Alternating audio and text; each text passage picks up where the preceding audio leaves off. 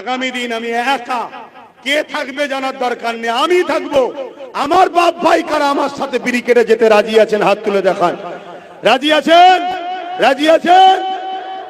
ডেটটা এখন ঘোষণা করছি না, কেন আমি পুরো বাংলার অলিতে গলিতে ঘুরছি, সব জায়গায় হাত তুলে সাক্ষী নিচ্ছি। আমার টার্গেট 25 থেকে 30 লক্ষ লোকের একটা জামায়াত করব। ইনশাল্লাহ হবে না? তবে যেভাবে লোক হাত তুলেছে সব জায়গায়, এই হাত যদি ইমানদারের হয়, আমার আল্লাহ যা ভাবছি তার ডবল হয়তো করে দেবে। আর যেটা হবে সেই দিন আমি এটাও আপনাদেরকে বলবো, সর্বধর্মের মানুষের জন্য ডাকবো, দেশের জন্য ডাকবো। পাশাপাশি আমাদের ধর্মীয় অধিকার যে হরণ হচ্ছে, তাদের কালা হাতকে ভেঙে দিয়ে আমাদের অধিকারকে ছিনিয়ে নেবার জন্য ডাকবো।